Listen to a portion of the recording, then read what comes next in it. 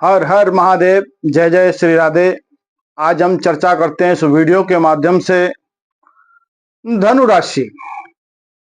धनु राशि पर जो 29 मार्च से शनि देव की ढैया प्रारंभ होने के लिए जा रही है,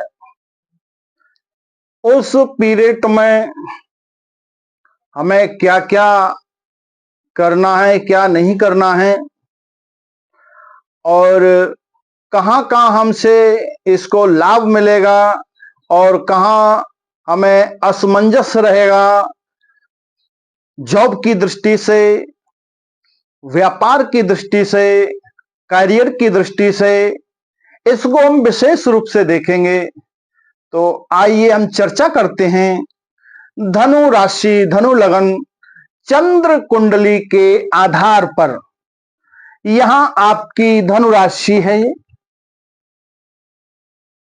शनिदेव 29 मार्च 2025 से मीन राशि में जब गोचर करेंगे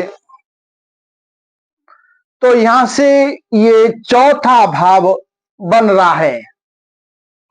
तो देखिए, ग्रह की जब दृष्टि 1, 4, 8 12वें स्थान में जब हो जाती है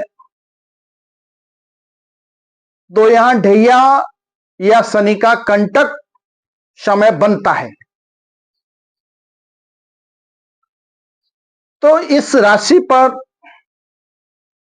मीन राशि पर जब 29 मार्च से शनि देव गोचर करेंगे तब यहां से धनु राशि पर शनि देव की ढैया प्रारंभ हो जाएगी।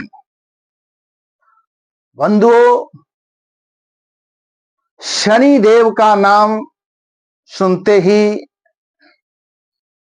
लोगों में एक भ्रम हो जाता है कि शनिदेव की दशा हम पर लग गई।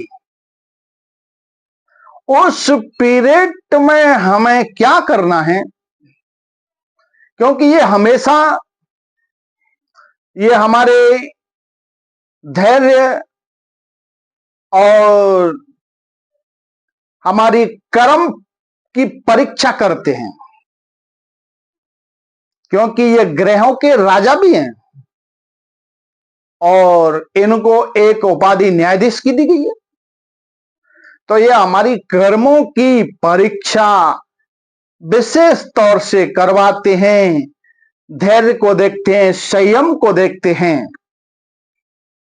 कि इनका कितना धैर्य और कितना संयम है। गत वर्षों की बात करें बंधुओं, तो इसी धनु राशि पर हमने साढ़े साथी को भी देखा।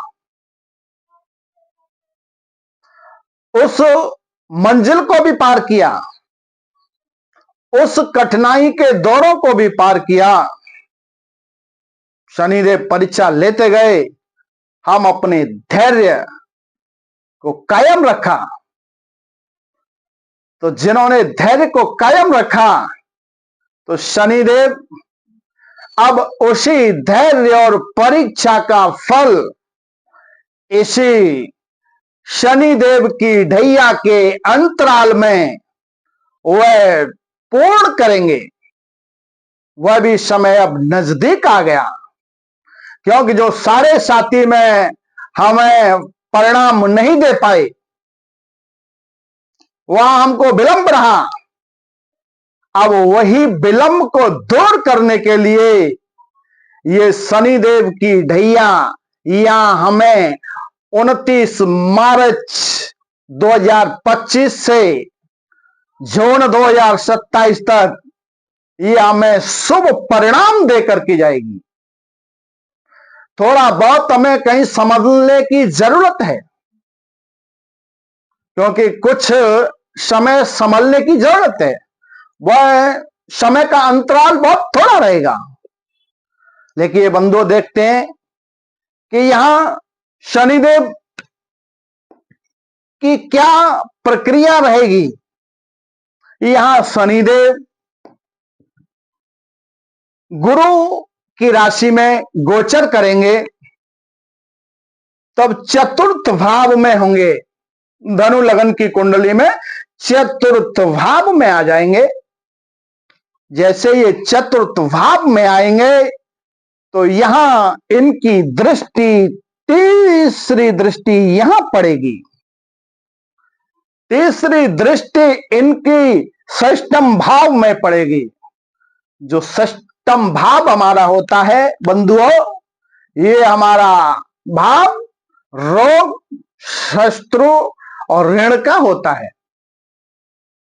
तो देखिए, जो हमारे शत्रु चले आ रहे थे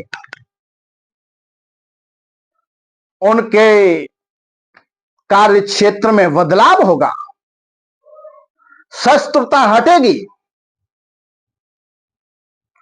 जो हमको रोग पहले से लगे हुए थे उनकी मुक्ति होगी। कई जटिल रोग हमको समस्या दे रहे थे, कहीं ना कहीं कोई ना कोई परेशानी चली आ रही थी, उसका निराकरण नहीं हो रहा था, उस भी पीड़ा से इस पीरियड में मुक्ति मिलेगी। रोग, शत्रु और ऋण, बंधुओं, जहां से तुमको पैसा मिलने वाला था वो पैसा मिल नहीं रहा था, जहां से फाइनेंस कराना था वो फाइनेंस नहीं हो रहा था, आधा अधूरा लटका हुआ काम था। अब लेकिन इस पीरियड में फाइनेंस की दृष्टि से यह भी कार्य पूर्ण होगा, यह भी कार्य पूर्ण होगा। नौकरी की दृष्टि से आप कई परीक्षाएं दे चुके लेकिन सफल नहीं हुए। अब वो भी समय आ गया कि आप परीक्षाओं में सफल होंगे और नौकरी आपकी पक्की हो जाएगी। या कहीं कर रहे थे पहले समय से, नौकरी में प्रमोशन नहीं हो पा रहा था, वह प्रमोशन भी मिलेगा आपको और वेतन भी बढ़ेगा, वेतन वृद्धि भी होगी। लंबे अरसे से आप एप्लीकेशन लगा देते किसी कार्य के लिए, वो भी कार्य आपका बनेगा। बंधुओं, आगे एक दृष्टि और होती है शनिदेव की, वो पड़ रही है यहां 10वें भाव में। जो 7वीं दृष्टि पड़ेगी वो 10वें भाव में। तो यहां आपके जो इच्छाएं हैं,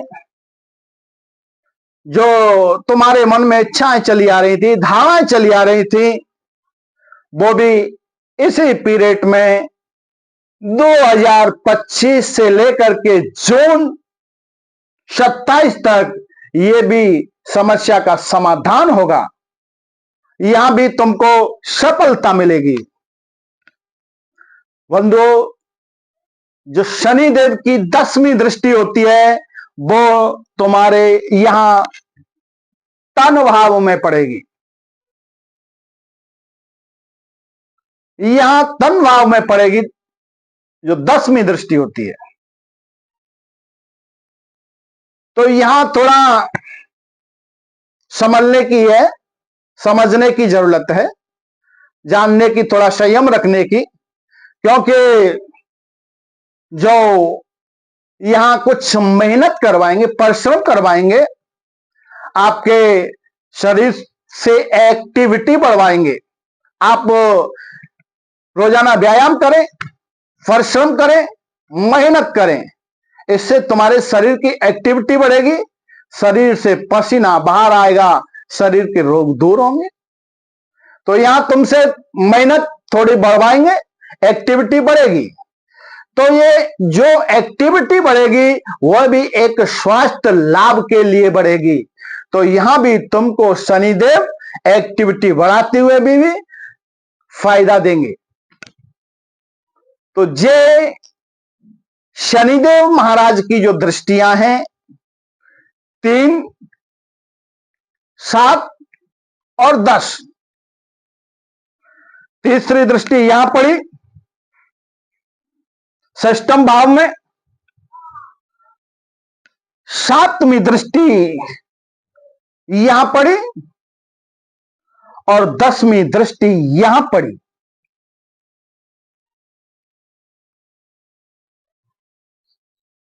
तो जब जब शनिदेव की दृष्टि जिस स्थान पर, जिस पैलेस पर पड़ती है, वहां ये अपने भाव को गति दे देते हैं। तो इस मध्य अंतराल जो शनिदेव की दृष्टि रहेगी वह तुम्हारे लिए प्रतिकूल रहेगी। यहां तुम्हारे लिए जो तुमने गत वर्षों में कार्य पूर्ण नहीं कर पाए वह कार्य तुम्हारे पूर्ण होंगे। इस शनिदेव की ढैया के अंतराल में आपको अनेक क्षेत्रों में लाभ मिलेंगे।